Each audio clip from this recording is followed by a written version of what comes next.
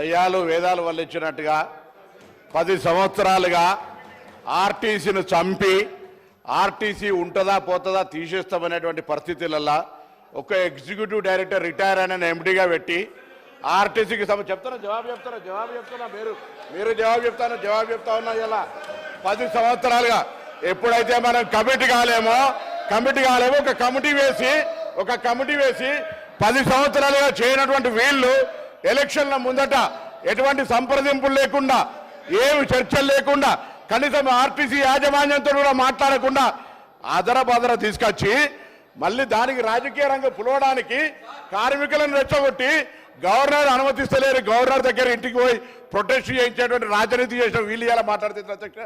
RTC కార్మికులకు సంబంధించి గౌరవ సభ్యులు అడిగినట్టుగా ఆన్సర్ చెప్తున్నా ఒప్పుకోండి.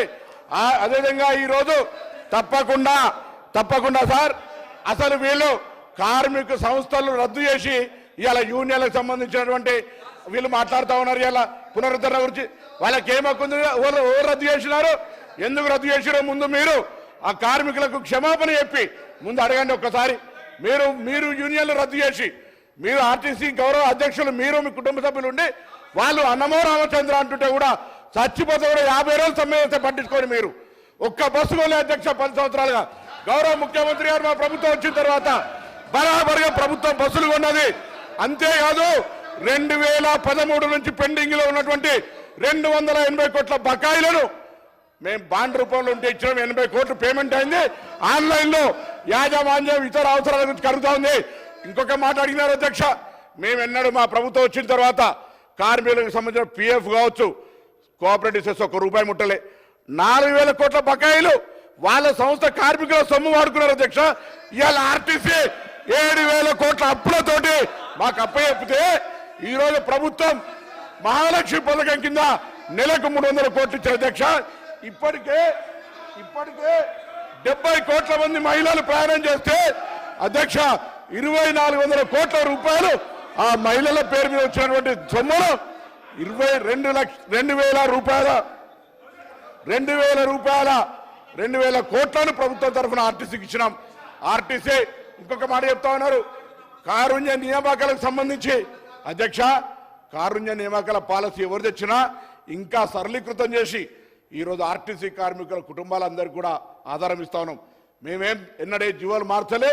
తప్పకుండా ఆర్టీసీ కార్మికుల కుటుంబాల నుంచి చనిపోయిన వాళ్ళతో పాటుగా ఆరోగ్యం బాగలేనటువంటి వాళ్ళకు కూడా వాళ్ళ పిల్లలకు ఉద్యోగాలనే పాలసీ తీసుకొచ్చినాం అధ్యక్ష. ఆర్టీసీ తార్నాక హాస్పిటల్ను కూడా ఇవ్వాలనే మొన్ననే ఎంఆర్ఐతో పాటుగా సిటీ స్కాన్ తీసుకొచ్చి క్యాత్ ల్యాబ్ దాకా అభివృద్ధి చేసి ఆర్టీసీ కార్మికులతో పాటుగా అనేకం తీసుకుపోయే ప్రయత్నం చేస్తాను అధ్యక్ష. అదేవిధంగా ఈరోజు 45 లక్షలు ప్రయాణం చేసే సంస్థ 56 లక్షల మందిని ప్రయాణం చేస్తున్నారు అధ్యక్ష ఈరోజు. అంతేకాదు 3000 కొత్త బస్సులకు సంబంధించి వారు అడుగుతా ఉన్నారు ఉద్యోగాలకు సంబంధించి అడుగుతా ఉన్నారు 3035 మంది ఉద్యోగులకు నియామకం చేస్తున్నారు. అవును అధ్యక్ష. ఆర్టీసీ ఇలా వాళ్ళందరికీ ధన్యవాదాలు చెప్తా ఉన్నా. నా సంస్థలో ఉన్నటువంటి ఆర్టీసీ డ్రైవర్లు కండక్టర్లందరికీ సభా వేదిక ద్వారా మా ప్రభుత్వం తరఫున అభినందన తెలియజేస్తున్నాం అధ్యక్ష. అవును ఓవర్లోడ్ అవుతుంది, కానీ ఓవర్లోడ్ చేస్తే కూడా ఇలా పని భారం పెరిగిన మాట వాస్తవం, కానీ వాళ్ళందరికీ డబుల్ పేమెంట్ ఇస్తాను అధ్యక్ష. 8 గంటల తర్వాత పనిచేసే వాళ్లకు వాళ్ళ శ్రమదోపిడి చేయొద్దని మీ దగ్గర బస్సులు ఎక్కడోడు లేడు. మా దగ్గర 100% ఇలా 95% యాక్యుపెన్స్ ఉంది అధ్యక్ష. నష్టాల నుంచి తీసుకొని ఇలా లాభాల బాటల ఈ 3 నెలలకు తీసుకుంటే ఆపరేషన్ లాస్ నుంచి ఓవర్కమ్ అయి బయటకు పోతాను. ఆర్టీసీ ఉంటుందో ఉండనేటువంటి పరిస్థితుల్లో నేను చెప్పిన అధ్యక్ష. ఒక ఎగ్జిక్యూటివ్ డైరెక్టర్ ఈ సందర్భంలో చెప్పాలి వాళ్ళ బంధు ఎగ్జిక్యూటివ్ రిటైర్డ్ డైరెక్టర్ ఎండీగా పెట్టి సంస్థ నడిపిన అధ్యక్ష. 50 రోజులు సమ్మె చేస్తే పట్టించుకోలేదు అధ్యక్ష. వీళ్ళు ఎలా కమిటీ కాకపోవడంతో ఒక కమిటీ చేసి ఇక దోపిడీ ఎలక్షన్లు అమ్ముకుంటే 50,000 ఆర్టీసీ కుటుంబాలు వ్యతిరేకిస్తున్నాయి, మనం గెలవలేం కావచ్చు అనేటువంటి ఆలోచనతోటి ఆర్టీసీ కార్మికులకు ఒక ఈ భూతత్వం రేటు చూపెట్టిన అధ్యక్ష. అయినా వాళ్ళు ఇవాళ ఈ ప్రభుత్వాన్ని ఆశీర్వదించారు కాబట్టి మీరు పెండింగ్ లో ఉన్నటువంటి 2017 నుంచి 21 పిఆర్సీ ఇచ్చిన 21%, వాటితో పాటుగా 2013 నుంచి ఉన్నటువంటి బకాయిలు ఎవరిచ్చిన అధ్యక్ష బకాయిలు 280 కోట్లు శాంక్షన్ చేసాం. అవును పంపిణీలో జాప్యం జరుగుతుండొచ్చు, తప్పకుండా ఈ వేదిక ద్వారా ఈ సభ ద్వారా ఇప్పటికే ప్రభుత్వం 80 కోట్లు ఇచ్చింది, మిగతా కూడా ఇస్తామనే మాట మనం చేస్తా ఉన్నాం. అదేవిధంగా ఈరోజు వాళ్ళు ఏదైతే ఆదరా బాదరా అధ్యక్ష డేటు 15వ తారీఖు 29వ తేదీ నాడు వీళ్ళు క్యాబినెట్ చేసి దాని తర్వాత 10వ తారీఖున నోటిఫికేషన్ వచ్చింది అధ్యక్ష. ఇక వీళ్ళు దీని గురించి మాట్లాడతారు, ముసలి కన్నీరు కాలుస్తారు. నిజంగా ఆర్టీసీ కార్మికులకు ముందు చిత్తశుద్ధి ఉంటే 10 సంవత్సరాలుగా ఆర్టీసీని ఎందుకు చంపే ప్రయత్నం చేశారు? ఆర్టీసీని మొత్తంగా ఆస్తులను వాళ్ళ సంస్థలో ఉన్నటువంటి వాళ్ళ పార్టీ నాయకులకు అప్పనంగా అప్పచెప్పినటువంటి పరిస్థితి కాదు అధ్యక్ష. ఇలా తక్కువ ధరలకు అప్పచెప్పి